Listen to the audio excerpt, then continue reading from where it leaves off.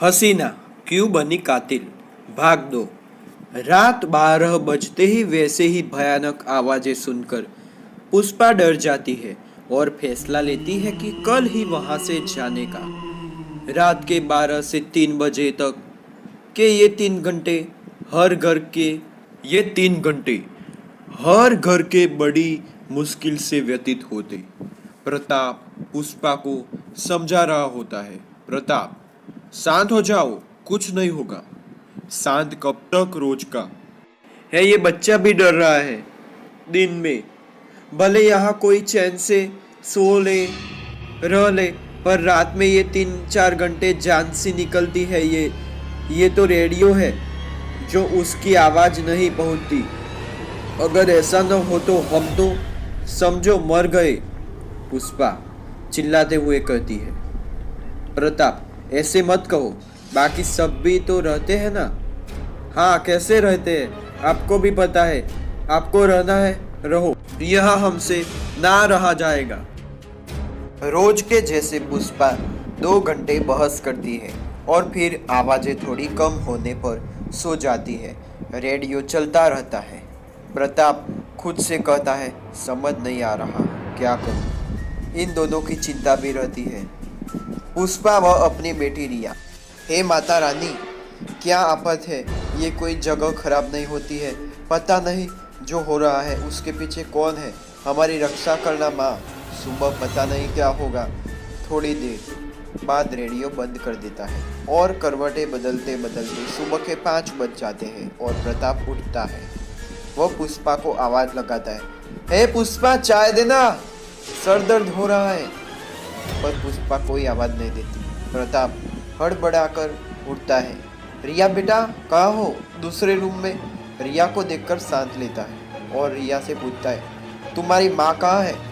पीछे से पुष्पा, लो चाय, कहती है। प्रताप चाय पकड़ते हुए, मैं तो डर ही गया था, कहता है। पुष्पा, रात में डरते नहीं, अब डर रहे हो, रहने दो, चाय पियो। सर दर्द हो रहा होगा ही ना। हम तो भले दिन में सो ले, आप सोते हैं वो क्या? पता नहीं कब समझ आएगा। खाना तैयार है रसोई में, अब तो खा लेना। रात का खुद देख लेना। रिया का अंगुली पकड़ बैग उठाकर जाने लगती है। अरे तुम कहाँ जा रही हो? चाय का कप छोड़ते हुए कहता है। पुष्पा, रात की बात तो भूल गए क्या? प्रताप, ऐसे कैसे, सुनो ना। जी नहीं, मैं तो जा रही हूँ। प्रताप बहुत कोशिश करता है रोकने की पुष्पा की, पर वो अपने मायके चली जाती है। हे भगवान, ये क्या हो गया? कैसे समझाए अब उन्हें कि हम यहाँ से नहीं जा सकते हैं। चले गए तो खिलाएंगे क्या परिवार को? बस रात का डर है। पुष्पा को उसके लिए कुछ तो करना पड़ेगा। थोड़ी देर बाद बिना कुछ खाए प्रताप ऑफिस चला जाता है। ऑफिस पहुंचते ही प्रताप का दोस्त पूछता है, क्या हुआ प्रताप? चेहरा लटका हुआ क्यों है? प्रताप कहता है, कुछ नहीं भाई, बस वही बताया था ना, उस गली की अफवाह। पता नहीं क्या समस्या है, रोज घर में परेशानी लाती है। विजेश कहता है उसका दोस्त। फिक्र ना कर भाई, सब ठीक हो जाएगा।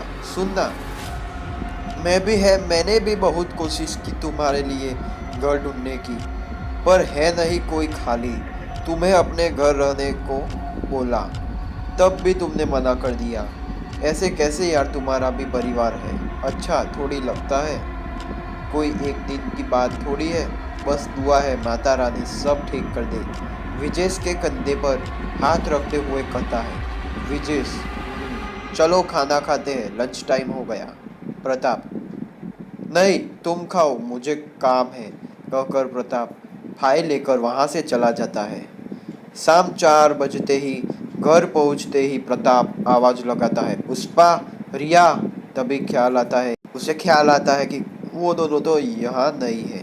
तभी कुछ देर बाद पड़ोस की ललिता बहन आती है। ललिता बहन पुष्पा के घर के पास वाले घर में रहती है। अकेली ही रहती है, जिसके पति कभी कभार आता था। बच्चे थे नहीं, पर पुष्पा की तरह वो डरती नहीं थी।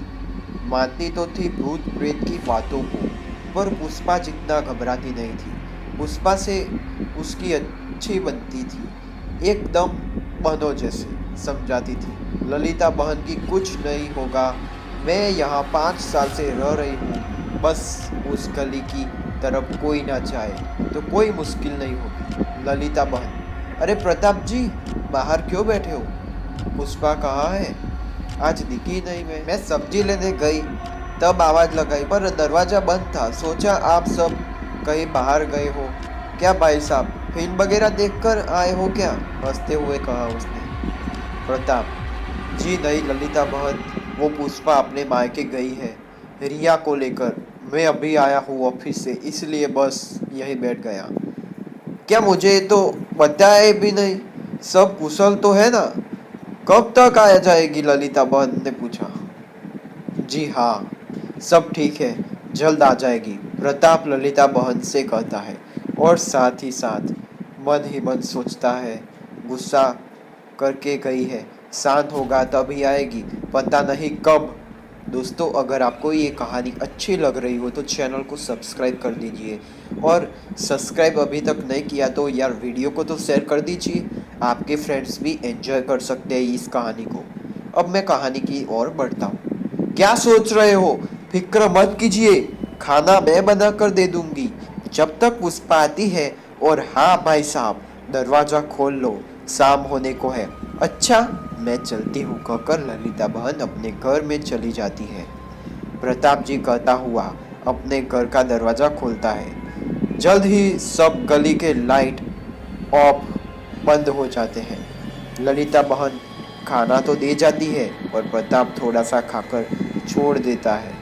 उसे आदत ही नहीं थी अपने बीवी बच्चों के बिना खाने की, तो आज निवाला कैसे गले से उतरता।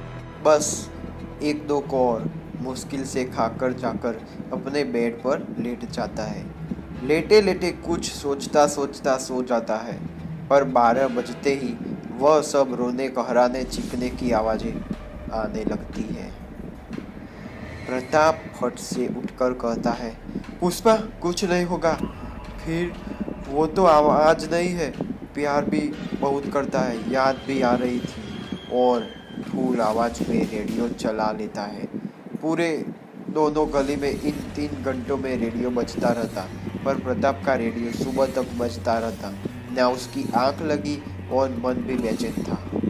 ललिता बहन अपने घर में चाय बनाते हुए कहती है, आज तो अब तक रेडियो चल रहा है, लगता है पुष्पा की व रिया बेटी की याद आ रही है। मुस्कुराते हुए बोलती है, 1 साल से देख रही हूँ, कभी अकेले नहीं रहे ना, मुझे तो आदत हो गई है, पर कोई अपने परिवार के बिना नहीं रह सकता। चलो जल्दी से चाय दे आती। सुबह तैयार होकर ऑफिस जाने लगा तो ललिता बहन चाय देने आई। प्रताप, आपने क्यों परेशानी की? ऑफिस में पी लूँगा, जा रहा हूँ। ललिता बहन, हाँ, पर पुष्पा कहती है चाय के बिना आपकी सुबह नहीं होती, लीजिए पी लीजिए। हाँ, पुष्पा के हाथ के जैसी तो नहीं, पर ठीक ही बना लेती हूँ। आज लगता है बड़ी याद आ रही है, बहुत प्यार है बीवी बच्चों से, देखकर अच्छा लगता है। माता रानी मेहर करे, किसी की नज़र न लगे। प्रताप और ललिता बहन हंसते हैं। घर का ध्यान रखना कहकर ताला लगाकर प्रताप ऑफिस चला जाता है। फ्रेंड्स, आपको ये कहानी कैसी लगी? अब इस कहानी का पार्ट 3 आने वाला है दोस्तों, हसीना क्यों बनी कातिल। पार्ट 3 भाग 3 आने वाला है, तो दोस्तों इस वीडियो को शेयर कर दीजिए। मैंने इस कहानी का एम रखा है 500 लाइक्स, जो आप कर देंगे। आपको क्या करना है? लाइक करना है, वीडियो शेयर करना है, और चैनल सब्सक्राइब तो की है, तो जल्दी से शेयर कर दीजिए। धन्यवाद।